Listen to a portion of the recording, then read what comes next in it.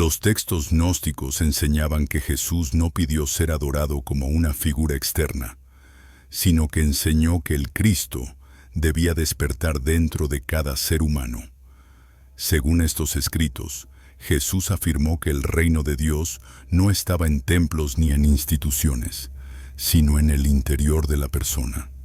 Esta enseñanza fue considerada extremadamente peligrosa por la Iglesia primitiva, porque eliminaba la necesidad de sacerdotes, jerarquías y rituales obligatorios. Si cada individuo podía acceder directamente a lo divino, el control espiritual desaparecía. Por esa razón, esta doctrina fue rechazada, perseguida y borrada de la enseñanza oficial del cristianismo. Una vez que el cristianismo comenzó a organizarse como institución, una idea se volvió incompatible con su estructura de poder: la enseñanza del Cristo interior. Para los textos gnósticos, el mensaje central de Jesús no consistía en fundar una religión basada en la adoración externa, sino en transmitir un conocimiento espiritual que permitiera a cada persona despertar una dimensión divina interna. Este concepto aparece de forma reiterada en evangelios no canónicos, como el Evangelio de Tomás, el Evangelio de María y el Evangelio de Felipe, textos que circularon ampliamente entre los siglos I y III. En estos escritos, el término Cristo no se presenta únicamente como un título exclusivo de Jesús, sino como un estado de conciencia. Jesús es descrito como alguien que alcanzó plenamente esa conciencia y que enseñó a otros a hacer lo mismo.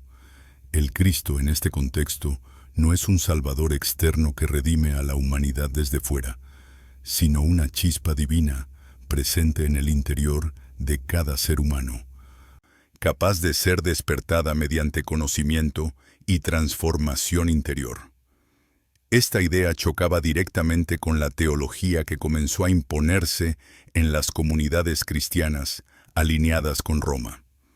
A partir del siglo II, se fue consolidando una doctrina en la que Jesús era presentado como una figura única, separada del resto de la humanidad por su naturaleza divina exclusiva. En ese modelo, el acceso a Dios pasaba obligatoriamente por la Iglesia, sus sacramentos y su autoridad. La enseñanza del Cristo interior hacía todo eso innecesario. Para los gnósticos, la salvación no dependía del perdón externo de los pecados, ni de la obediencia a una institución, sino del despertar interior. Conocer quién eres, de dónde vienes y qué dimensión divina habita en ti, era el núcleo del mensaje. Esta forma de entender la espiritualidad empoderaba al individuo y eliminaba el miedo como herramienta de control. La Iglesia institucional no podía permitir que esta idea se propagara. Un creyente que entiende que lo divino habita en su interior ya no necesita intermediarios para comunicarse con Dios.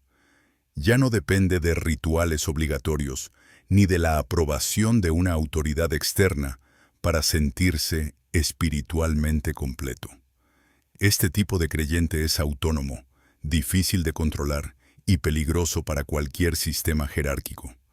Por eso, la enseñanza del Cristo interior no fue simplemente ignorada, sino activamente combatida. Los líderes eclesiásticos comenzaron a declarar heréticos a los grupos que sostenían estas ideas. Escritos enteros fueron destruidos, ocultados o reescritos. Se estableció un canon oficial de textos aceptables, y todo lo que quedaba fuera de él fue condenado. Con el tiempo, la imagen de Jesús como maestro espiritual fue sustituida por la de un objeto de culto. El énfasis se desplazó del conocimiento interior a la obediencia exterior. La pregunta ya no era ¿qué puedes despertar dentro de ti?, sino ¿qué debes creer? La experiencia directa fue reemplazada por la fe impuesta. Sin embargo, la enseñanza del Cristo interior no desapareció por completo. Sobrevivió en comunidades marginadas, en manuscritos escondidos y en tradiciones perseguidas. Aunque fue borrada de los púlpitos y de la doctrina oficial, siguió existiendo en silencio, esperando ser redescubierta siglos después. A partir de aquí, para comprender el alcance real de esta enseñanza, es necesario analizar con precisión qué decían exactamente los textos gnósticos y cómo describían las palabras y métodos de Jesús. Los textos gnósticos no hablaban de Jesús como el fundador de una nueva religión, sino como un maestro que transmitía conocimiento espiritual reservado para quienes estaban preparados para comprenderlo. En estos escritos, el término clave no es creer, sino conocer. La palabra griega gnosis significa conocimiento directo, experimentado internamente, no aceptado por autoridad externa. Este matiz cambia por completo la comprensión del mensaje de Jesús según estas fuentes.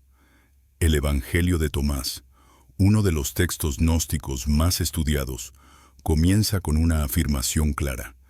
Quien comprende las palabras secretas de Jesús no experimentará la muerte espiritual. No se trata de obedecer mandamientos ni de adherirse a una institución, sino de entender un mensaje que transforma la percepción de la realidad. Jesús es presentado como alguien que revela verdades ocultas sobre la naturaleza del ser humano y su origen divino. En este Evangelio, Jesús afirma repetidamente que el reino de Dios no está en un lugar específico ni llegará como un evento futuro. Según el texto, el reino está ya presente, pero las personas no lo perciben porque viven identificadas con lo externo. El problema no es el pecado, sino la ignorancia. La salvación no llega a través del sacrificio, sino a través del despertar de la conciencia. El Evangelio de María Magdalena refuerza esta idea. En él, Jesús enseña que el alma debe liberarse de los poderes que la atan al miedo, al deseo y a la confusión. No habla de castigo eterno ni de juicio final, sino de un proceso interior de purificación y conocimiento. María no es presentada como una seguidora pasiva, sino como alguien que comprende profundamente estas enseñanzas y las transmite a otros discípulos. Otro texto clave, el Evangelio de Felipe, afirma que la verdad no llegó al mundo desnuda, sino vestida de símbolos y misterios. Según este Evangelio, los rituales externos solo tienen sentido si reflejan una transformación interior. De lo contrario, son actos vacíos. El bautismo, la unción y la comunión no son vistos como requisitos obligatorios impuestos desde fuera, sino como representaciones simbólicas de procesos internos. Los textos gnósticos también coinciden en un punto fundamental. La divinidad no está separada del ser humano. No existe una distancia insalvable entre Dios y la persona. Al contrario, estos escritos afirman que una chispa divina habita en el interior de cada ser humano. Esa chispa es el verdadero Cristo. Jesús no es el único portador de esta realidad, sino quien la manifestó plenamente y enseñó a otros a reconocerla en sí mismos. Esta visión rompe con la idea de una humanidad caída que necesita ser salvada desde fuera. En lugar de eso, propone una humanidad dormida que necesita despertar. El problema no es moral, sino perceptivo. El ser humano vive desconectado de su origen divino porque ha olvidado quién es. El papel de Jesús, según los gnósticos, es recordar, no juzgar. También es importante señalar que estos textos no fueron escritos siglos después como invenciones tardías, como a menudo se afirma. Muchos de ellos datan del siglo I y II, el mismo periodo en el que se escribieron los evangelios canónicos. Circulaban ampliamente entre comunidades cristianas primitivas y eran considerados legítimos por muchos creyentes antes de que existiera un canon oficial. La diferencia principal entre los textos gnósticos y los canónicos no es cronológica, sino teológica. Mientras los evangelios oficiales enfatizan la autoridad, el sacrificio y la obediencia, los textos gnósticos enfatizan el conocimiento, la experiencia interior y la transformación personal. Esta diferencia explica por qué fueron considerados peligrosos. Si el mensaje central de Jesús es que lo divino habita dentro del ser humano y puede ser conocido directamente, entonces la estructura de poder basada en la mediación religiosa pierde su fundamento. Esta es la razón profunda por la que estos textos fueron rechazados. Comprender qué decían exactamente los textos gnósticos nos permite entender por qué una simple frase atribuida a Jesús se convirtió en una amenaza tan grande para la Iglesia institucional. Esa frase será el foco de la siguiente sección. Entre todas las ideas transmitidas por los textos gnósticos, hay una afirmación atribuida a Jesús que resume con claridad por qué estas enseñanzas fueron consideradas inaceptables por la Iglesia institucional. La frase aparece con variaciones en varios escritos antiguos, y su mensaje es directo. El reino de Dios está dentro del ser humano. No se trata de una metáfora poética ni de una promesa futura, sino de una declaración sobre la naturaleza de la experiencia espiritual. En el Evangelio de Tomás, Jesús afirma que el reino no vendrá de manera visible y que no puede señalarse diciendo, está aquí o está allá. Según el texto, el reino está extendido sobre la tierra, pero las personas no lo ven. Esta afirmación desplaza completamente el eje de la espiritualidad. La búsqueda ya no se dirige hacia un lugar, un templo o una autoridad, sino hacia el interior de la conciencia humana. Esta enseñanza contradice directamente la idea de que la salvación depende de un evento externo o de una intervención futura. Según esta visión, el reino no es una recompensa después de la muerte, sino una realidad accesible aquí y ahora mediante un cambio de percepción. Jesús no habla de esperar, sino de reconocer. No propone obedecer para ser aceptado, sino despertar para comprender. Para las comunidades gnósticas, esta frase implicaba que cada persona tenía acceso directo a lo divino sin necesidad de mediadores. Si el reino está dentro, no puede ser administrado por una institución. No puede ser otorgado ni retirado por una autoridad religiosa. Está disponible para cualquiera que realice el trabajo interior necesario para percibirlo. La Iglesia primitiva interpretó esta afirmación de manera muy distinta. En el proceso de consolidación doctrinal, esta idea fue reinterpretada o minimizada para evitar sus implicaciones más radicales. En los textos canónicos, el reino de Dios suele presentarse como una realidad futura, asociada al fin de los tiempos o al regreso de Cristo. De este modo, se trasladó la experiencia del presente al futuro y del interior al exterior. Este cambio no fue accidental. Presentar el reino como algo futuro y externo permitía a la Iglesia posicionarse como la administradora de los medios necesarios para alcanzarlo. Sacramentos, confesiones, normas morales y jerarquías se convirtieron en los canales obligatorios para la salvación. La frase original, en su sentido más directo, hacía todo eso innecesario. En los textos gnósticos, Jesús no se presenta como alguien que exige obediencia ciega. Al contrario, desafía constantemente a sus oyentes a examinarse a sí mismos. Les pide que se conozcan, que cuestionen sus creencias y que no acepten nada sin comprensión. El conocimiento de uno mismo es presentado como el camino hacia el conocimiento de Dios. Esta enseñanza resultaba profundamente subversiva. Un creyente que busca el reino dentro de sí ya no depende de una autoridad externa para validar su experiencia espiritual.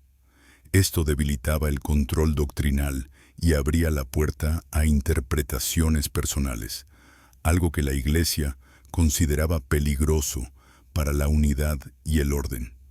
Por esta razón, la frase fue progresivamente despojada de su significado original. Se mantuvo en los textos, pero se reinterpretó de forma simbólica o se relegó a un segundo plano. En cambio, los textos que la explicaban con claridad fueron excluidos del canon y etiquetados como heréticos. La idea de que el reino de Dios está dentro del ser humano no solo cuestionaba la estructura religiosa, sino también la relación entre lo divino y lo humano. Si el reino está dentro, entonces lo divino no es algo separado, distante o inaccesible. Esta conclusión conduce directamente a la siguiente enseñanza gnóstica: la comprensión del Cristo no como una figura externa, sino como una conciencia interior. En los textos gnósticos, el término Cristo no se utiliza principalmente como un nombre propio, sino como una designación espiritual. No describe solo a una persona histórica, sino un estado de conciencia al que el ser humano puede acceder. Jesús es presentado como quien encarnó plenamente esa conciencia, y por lo tanto, como un modelo, no como una excepción inalcanzable. Esta visión difiere radicalmente de la teología que se consolidó más tarde. En la doctrina oficial, Cristo es una figura única, separada del resto de la humanidad por su naturaleza divina exclusiva. En cambio, para los gnósticos, Jesús alcanzó el estado de Cristo porque despertó completamente la dimensión divina que existe en todos los seres humanos. Su misión no fue crear devotos, sino transmitir el camino hacia ese despertar. El Evangelio de Felipe afirma que Jesús fue llamado Cristo no por nacimiento, sino por unción. Esta afirmación tiene una implicación profunda. El estado de Cristo no está ligado a la sangre ni a un evento milagroso externo, sino a un proceso espiritual interior. La unción simboliza el reconocimiento consciente de la chispa divina interna, no una distinción otorgada desde fuera. Según esta enseñanza, el Cristo no es algo que se adore, sino algo que se manifiesta. No se encuentra en una imagen, un altar o una autoridad, sino en la conciencia transformada. El énfasis no está en venerar a Jesús, sino en comprender lo que Él comprendió. Esta comprensión convierte al individuo en un participante activo de su propia transformación espiritual. Esta idea también redefine la relación entre maestro y discípulo. Jesús no es presentado como alguien que exige sumisión, sino como alguien que despierta preguntas. En lugar de pedir fe ciega, invita a la experiencia directa. El verdadero seguimiento no consiste en repetir palabras o rituales, sino en reproducir internamente el estado de conciencia que Él manifestó. Para la Iglesia institucional, esta interpretación era inaceptable.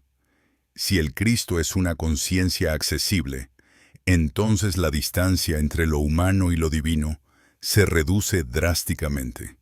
Esto elimina la necesidad de una estructura que controle ese acceso. Además, cuestiona la autoridad exclusiva de quienes se presentan como representantes únicos de lo sagrado. La doctrina oficial necesitaba un Cristo externo, separado y elevado, porque sólo así podía justificar la mediación religiosa. Un Cristo interior no puede ser administrado, regulado ni monopolizado. No puede ser concedido por un sacramento ni negado por una autoridad.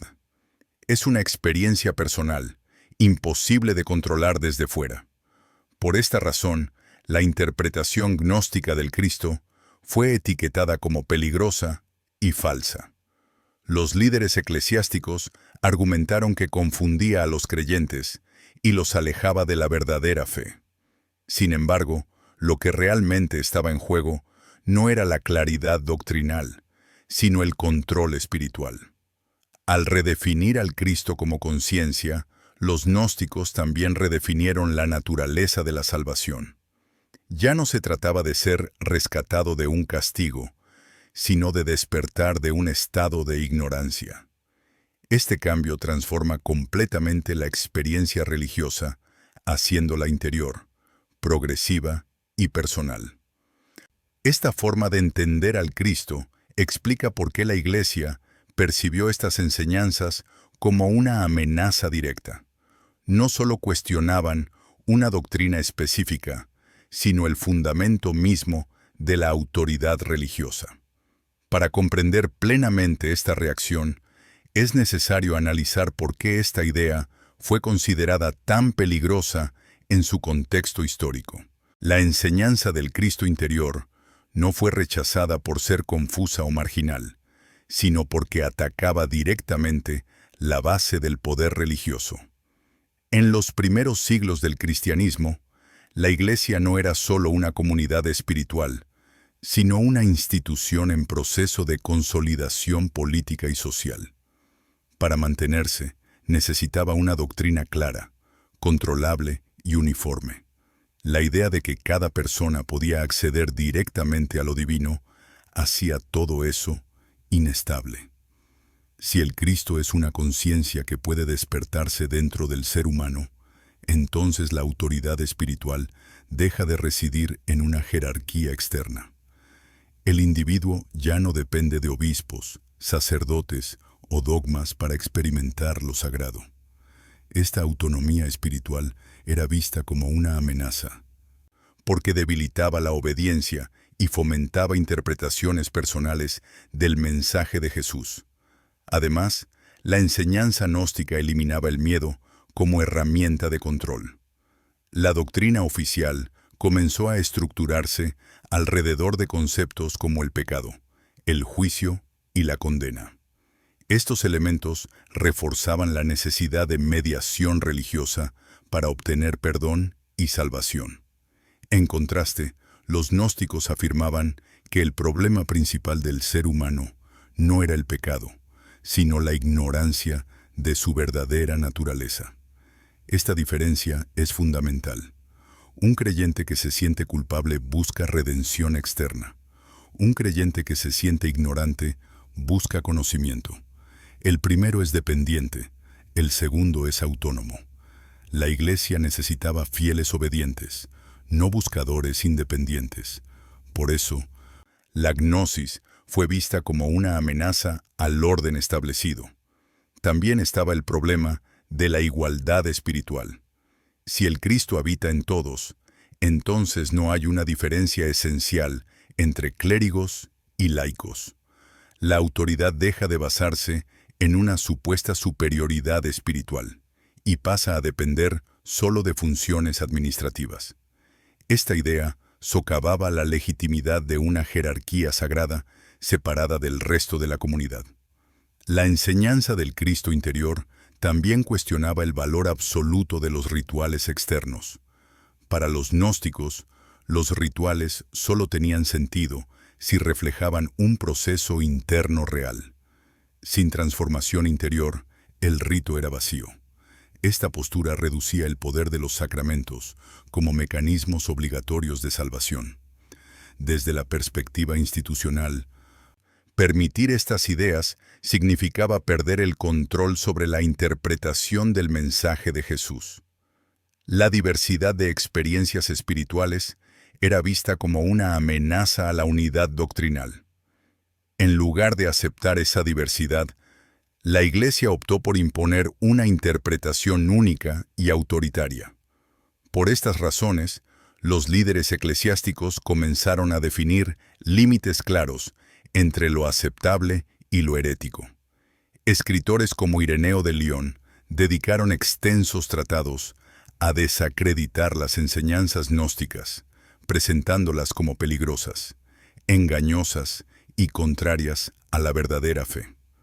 No se trataba solo de una disputa teológica, sino de una lucha por el control espiritual.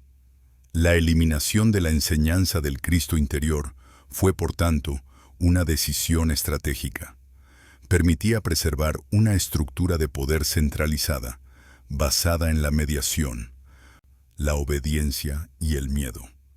Todo lo que promoviera autonomía espiritual debía ser eliminado. Esta lógica conduce directamente a otro punto clave del conflicto, el problema de los intermediarios religiosos y por qué la gnosis los volvía innecesarios.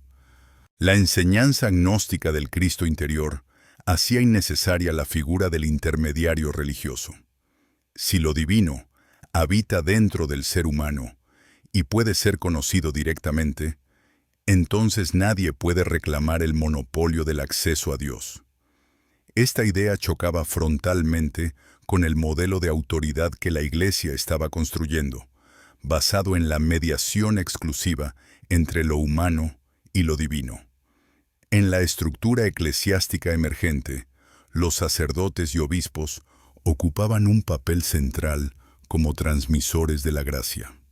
Los sacramentos, administrados únicamente por ellos, se convirtieron en los canales oficiales de salvación.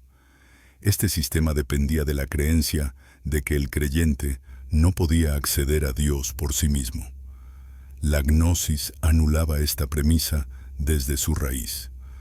Los textos gnósticos presentan una relación directa entre el individuo y lo divino.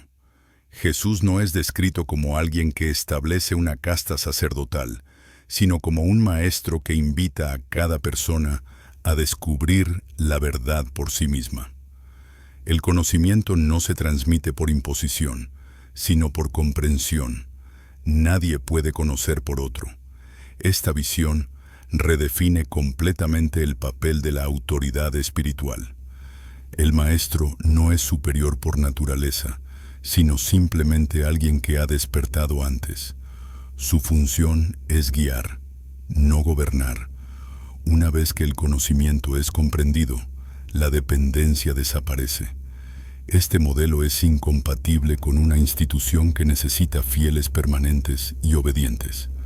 Además, la enseñanza del Cristo interior pone en cuestión la necesidad de confesión y absolución externas. Si el problema fundamental es la ignorancia y no el pecado, entonces la solución no es el perdón otorgado por otro, sino el conocimiento adquirido internamente. Esto elimina uno de los pilares más importantes del control religioso. La oración, según los gnósticos, tampoco requiere mediación. No es una petición dirigida a una autoridad distante, sino una práctica interior de atención y conocimiento. Nadie puede orar por otro en el sentido profundo del término, porque la experiencia es personal e intransferible. Esta idea reduce aún más el poder de los intermediarios. Para la Iglesia, permitir esta forma de espiritualidad significaba perder su función central. Sin intermediarios, la institución se vuelve irrelevante como garante de la salvación. Por eso, la figura del sacerdote fue elevada a un estatus sagrado, separado del resto de la comunidad, con autoridad exclusiva sobre los asuntos espirituales. Los gnósticos rechazaban esta separación. Para ellos, la verdadera diferencia no estaba en el cargo, sino en el grado de conocimiento. Cualquiera podía alcanzar ese conocimiento mediante un trabajo interior serio. Esta igualdad espiritual era profundamente subversiva en una sociedad jerárquica. La respuesta institucional fue clara: afirmar que fuera de la Iglesia no había salvación. Esta frase resume la necesidad de mantener el control del acceso a lo divino. Todo camino que no pasara por la estructura oficial debía ser desacreditado. La eliminación de los intermediarios no era solo un problema práctico, sino una amenaza ideológica. Si el ser humano puede conocer a Dios directamente, entonces la autoridad religiosa pierde su razón de ser. Este conflicto explica por qué la gnosis fue perseguida con tanta intensidad. Este enfrentamiento entre conocimiento directo y autoridad impuesta conduce al núcleo mismo de la gnosis, la diferencia entre conocer y creer, ¿Y por qué esta distinción fue tan peligrosa para la Iglesia? En el centro de la enseñanza gnóstica se encuentra una afirmación simple pero radical. La verdad espiritual no se cree, se conoce. La gnosis no es una doctrina que se acepta por autoridad, sino una experiencia interior que transforma la comprensión del ser humano sobre sí mismo y sobre la realidad. Este enfoque era profundamente incompatible con una religión basada en la obediencia y la fe impuesta. Para los gnósticos, creer sin comprender no tenía valor espiritual. La fe, entendida como aceptación pasiva de una enseñanza externa, era vista como una etapa preliminar, no como el objetivo final. El verdadero propósito del mensaje de Jesús era conducir al individuo hacia una experiencia directa de lo divino. Esta experiencia no podía ser transmitida por palabras ni garantizada por rituales. Los textos gnósticos insisten en que el conocimiento espiritual es personal e intransferible. Nadie puede conocer por otro. Nadie puede experimentar la verdad interior en lugar de otra persona. Esta idea elimina la dependencia del creyente respecto a una autoridad que define qué es verdad y qué no lo es. La verdad se verifica internamente, no externamente. En contraste, la Iglesia comenzó a estructurar la fe como un sistema de creencias obligatorias. La salvación dependía de aceptar ciertos dogmas, independientemente de la experiencia personal. Esta forma de fe facilitaba el control doctrinal y la uniformidad, pero alejaba al creyente de una relación directa con lo divino. La gnosis también cuestionaba la idea de que la verdad pudiera ser completamente expresada en fórmulas fijas. Según estos textos, la verdad espiritual es dinámica y debe ser redescubierta constantemente en la experiencia interior. Los símbolos y las palabras solo apuntan hacia ella, pero no la contienen. Esto hacía imposible fijar la verdad en un catecismo cerrado. Para la Iglesia, esta postura era peligrosa porque abría la puerta a interpretaciones diversas. La unidad doctrinal se veía amenazada por la multiplicidad de experiencias personales. En lugar de aceptar esta diversidad, la institución optó por imponer una verdad única, definida desde arriba. La gnosis también transformaba la relación del individuo con la autoridad.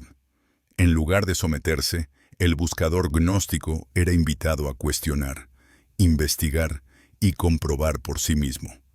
Este espíritu crítico no encajaba con una estructura jerárquica que exigía obediencia y sumisión.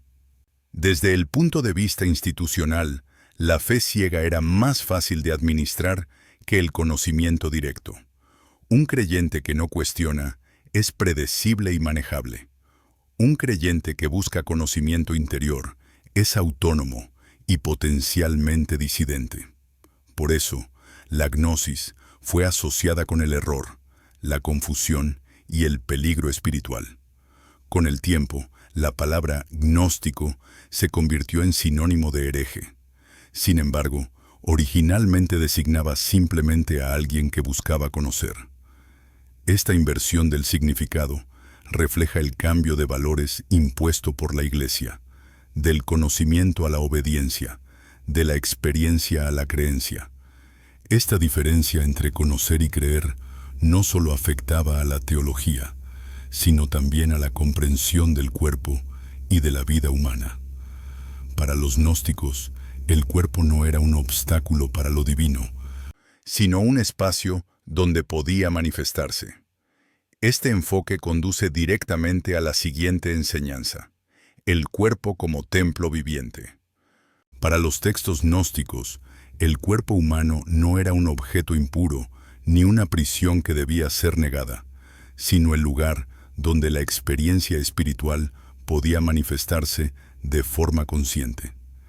Esta visión contradecía directamente la tendencia creciente dentro del cristianismo institucional a separar lo espiritual de lo corporal y a asociar el cuerpo con el pecado y la caída.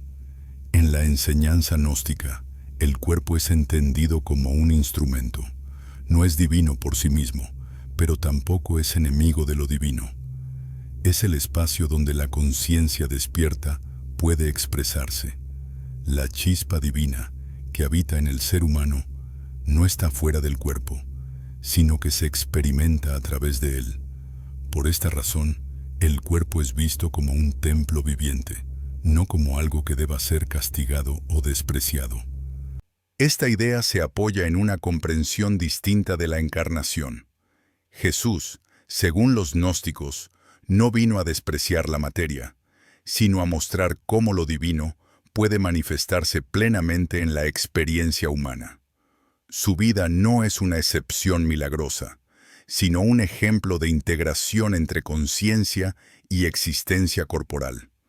El mensaje no es huir del mundo, sino transformarlo desde dentro. El Evangelio de Felipe afirma que la verdad no puede ser recibida si no se la experimenta. Esta experiencia ocurre en la vida concreta, no en un plano abstracto. Comer, respirar, sentir, guardar silencio y observar son parte del proceso espiritual. El cuerpo participa activamente en el despertar de la conciencia, porque es el punto de contacto entre lo interior y lo exterior. Esta comprensión también cambia la relación con la disciplina espiritual.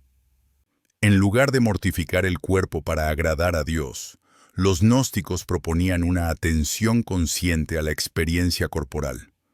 No se trataba de indulgencia sin límites, sino de presencia. El cuerpo debía ser habitado conscientemente, no reprimido ni idolatrado. Para la Iglesia institucional, esta visión resultaba problemática. La separación entre cuerpo y espíritu facilitaba el control moral. Un cuerpo presentado como fuente de culpa necesita ser regulado, vigilado y corregido. La institución se convierte entonces en la autoridad que define qué es puro y qué es impuro. La idea del cuerpo como templo interior reducía ese poder.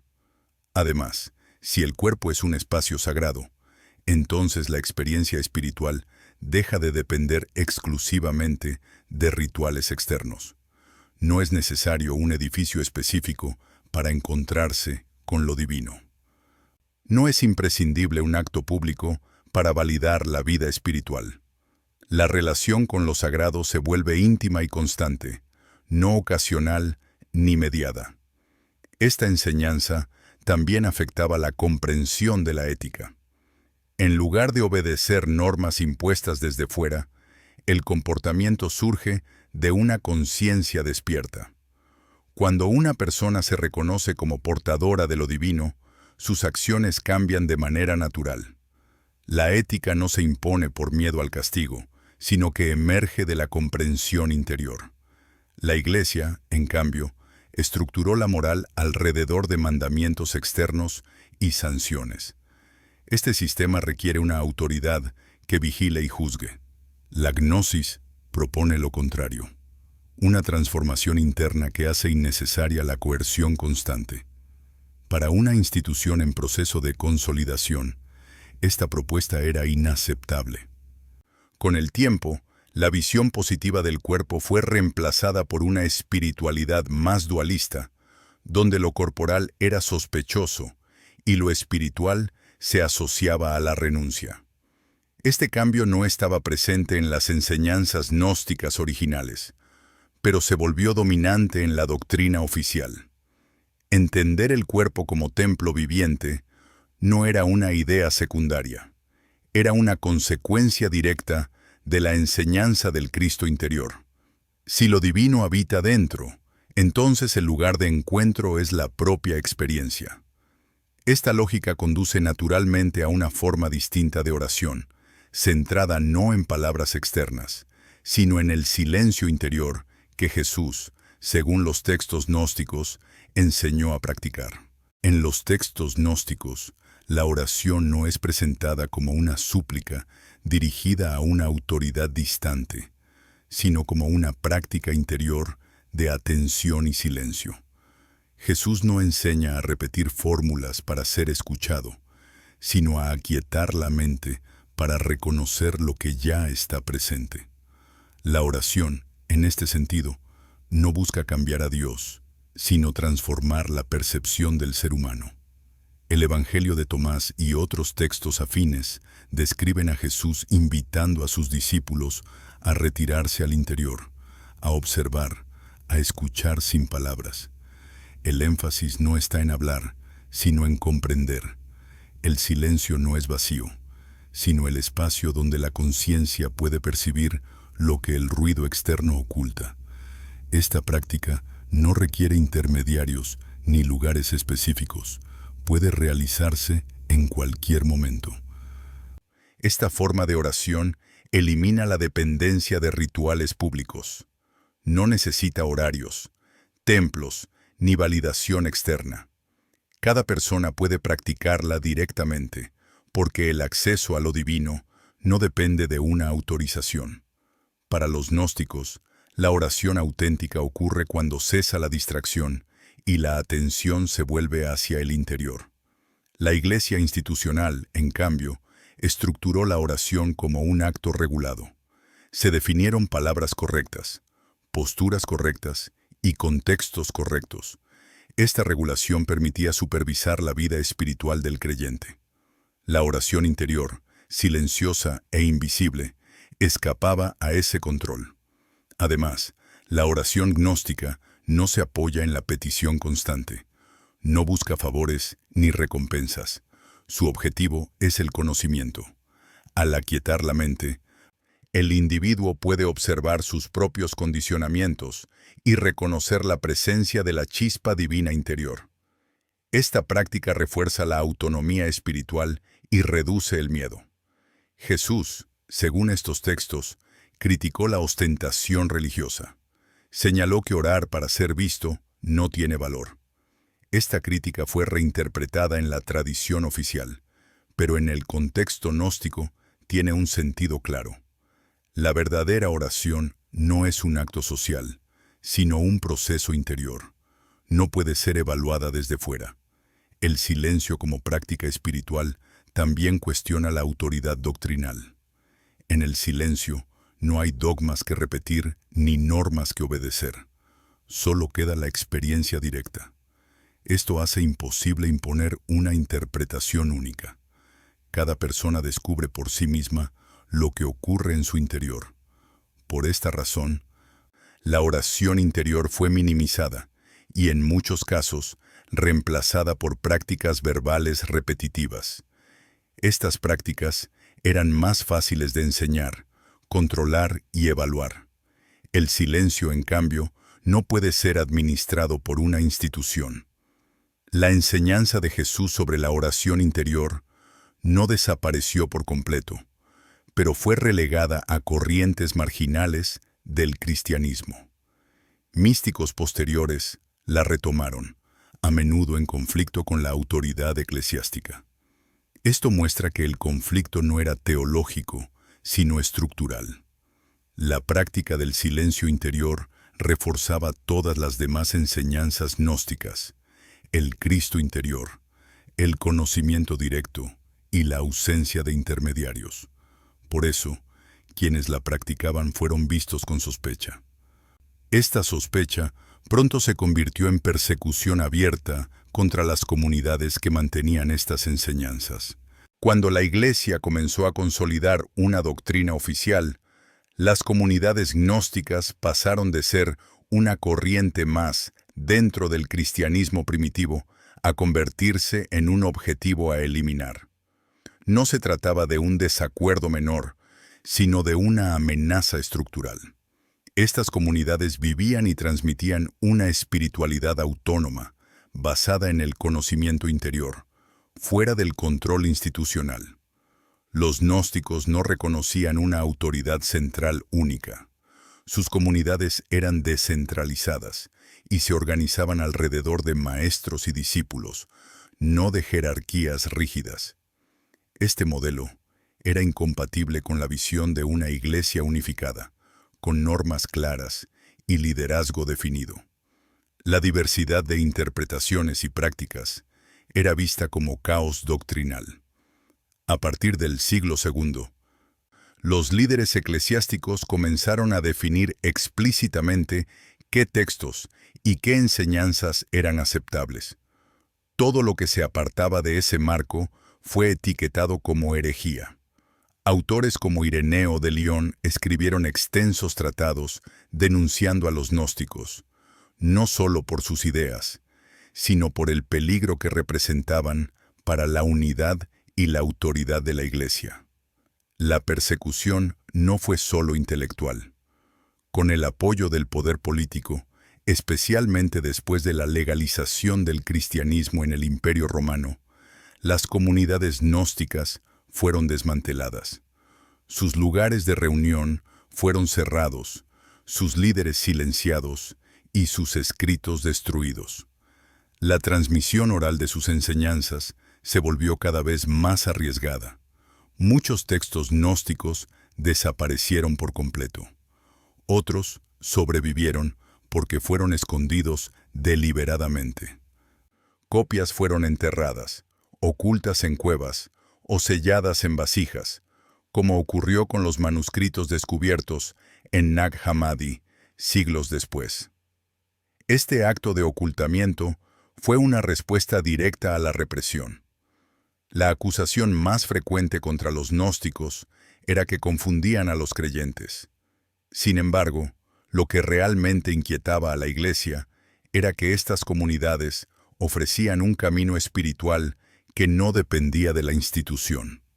Permitían que el individuo se relacionara directamente con lo divino, sin supervisión ni control. La persecución también tuvo un efecto psicológico. Al asociar la gnosis con el error y el peligro espiritual, la Iglesia logró desacreditar estas enseñanzas en la memoria colectiva. Durante siglos, la palabra gnóstico fue sinónimo de desviación y engaño, sin que se conociera realmente el contenido de sus textos. Con el tiempo, la versión oficial del cristianismo se impuso como la única legítima. La diversidad espiritual de los primeros siglos fue reemplazada por una doctrina uniforme. El Cristo interior, la oración silenciosa y el conocimiento directo quedaron fuera del discurso público. Sin embargo, la eliminación no fue total. La represión dejó rastros. Los textos ocultos permanecieron enterrados, esperando ser redescubiertos. La historia que había sido silenciada no había desaparecido, solo había sido postergada. Este largo periodo de silencio terminó en la era moderna, cuando hallazgos arqueológicos devolvieron a la luz los escritos que habían sido considerados demasiado peligrosos para sobrevivir. Ese redescubrimiento cambiaría la comprensión del cristianismo primitivo. Durante siglos, el conocimiento sobre los textos gnósticos provino casi exclusivamente de sus opositores. La Iglesia había logrado destruir la mayoría de los escritos originales, y lo que se sabía de ellos llegaba filtrado por autores que los denunciaban como heréticos. Esta situación cambió de manera decisiva en el siglo XX, cuando una serie de hallazgos arqueológicos permitió acceder directamente a los textos que habían sido ocultados. En 1945, cerca de la localidad de Nag Hammadi, en Egipto, se descubrió una colección de manuscritos enterrados en una vasija de barro. Estos códices contenían evangelios y tratados gnósticos escritos en copto, entre ellos el Evangelio de Tomás, el Evangelio de Felipe y el Evangelio de la Verdad. Su estado de conservación indicaba que habían sido ocultados deliberadamente, probablemente para protegerlos de la destrucción. El contenido de estos textos confirmó muchas de las sospechas que los estudiosos ya tenían. No se trataba de escritos tardíos o fantasiosos, sino de documentos profundamente coherentes, con una visión espiritual clara y bien desarrollada. Mostraban una imagen de Jesús distinta de la que había dominado durante siglos, más cercana a un maestro de conciencia que a una figura de culto institucional. El impacto académico fue significativo. Por primera vez, era posible estudiar directamente las enseñanzas gnósticas sin el filtro de la polémica religiosa. Los investigadores pudieron comparar estos textos con los evangelios canónicos y observar las diferencias teológicas fundamentales. Quedó claro que, en los primeros siglos, el cristianismo no era una tradición uniforme, sino un conjunto diverso de interpretaciones y prácticas. El redescubrimiento también tuvo consecuencias culturales. Muchas personas comenzaron a cuestionar la versión oficial de la historia cristiana y a interesarse por estas enseñanzas alternativas. La idea del Cristo interior, la oración silenciosa y el conocimiento directo resonó con quienes buscaban una espiritualidad menos dogmática y más experiencial. Sin embargo, este redescubrimiento no implicó una rehabilitación oficial de los textos gnósticos por parte de la Iglesia. Aunque su valor histórico fue reconocido, sus enseñanzas continuaron siendo consideradas incompatibles con la doctrina establecida. El control teológico seguía intacto, pero la información ya no podía ser borrada. Hoy, estos textos están disponibles para cualquiera que desee estudiarlos. Ya no están enterrados ni prohibidos. Su existencia demuestra que la historia del cristianismo fue más compleja y diversa de lo que se enseñó durante siglos. También revela que ciertas ideas no fueron descartadas por falta de valor espiritual, sino por su impacto sobre el poder institucional. El redescubrimiento moderno no obliga a aceptar las enseñanzas gnósticas, pero sí invita a reconsiderar lo que fue eliminado y por qué. Al devolver estas voces al debate, se abre la posibilidad de comprender el mensaje de Jesús desde una perspectiva más amplia. Este retorno de los textos ocultos conduce naturalmente a una reflexión final. Si el Cristo interior fue una enseñanza central en los orígenes, ¿qué significa hoy entenderlo no como una doctrina, sino como una experiencia personal? La enseñanza gnóstica del Cristo interior no propone reemplazar una doctrina por otra, sino cambiar la forma en que se entiende la experiencia espiritual. No pide adhesión a un sistema nuevo, sino una observación directa de la propia conciencia. En este sentido, el Cristo no es una idea que deba aceptarse, sino una realidad que puede experimentarse. Según estos textos, Jesús no vino a fundar una institución permanente, sino a señalar una posibilidad interior.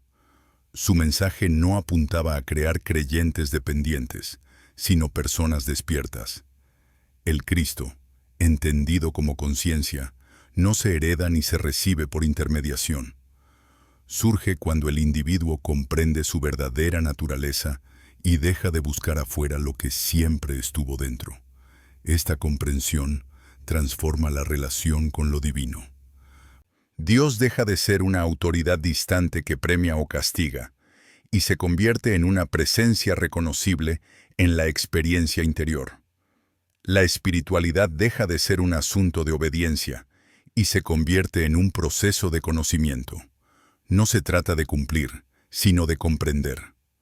Desde esta perspectiva, la eliminación de la enseñanza del Cristo interior no fue un accidente histórico, sino una decisión consciente. Permitió construir una religión estable, organizada y controlable, pero al costo de perder una dimensión profunda de la experiencia espiritual original. Lo que se ganó en estructura se perdió en interioridad. El redescubrimiento de los textos gnósticos no obliga a rechazar la tradición cristiana, pero sí invita a cuestionar sus límites. Muestra que existieron otras formas de entender el mensaje de Jesús, centradas en la transformación interior más que en la adhesión externa. Esta diversidad no debilita la fe, la enriquece. Entender al Cristo como experiencia interior devuelve la responsabilidad espiritual al individuo. Nadie puede vivir esa experiencia por otro. No puede ser delegada ni sustituida por rituales. Exige atención, silencio y honestidad interior. Por eso, nunca fue una enseñanza cómoda ni fácil de controlar. Hoy, esta idea vuelve a resonar porque responde a una búsqueda profunda. Una espiritualidad directa, sin miedo y sin intermediarios. No promete salvación futura, sino claridad presente. No exige creer, sino observar y comprender. En última instancia, la enseñanza del Cristo interior no pregunta en qué crees, sino quién eres. Y esa pregunta, precisamente por su simplicidad, sigue siendo tan poderosa como peligrosa.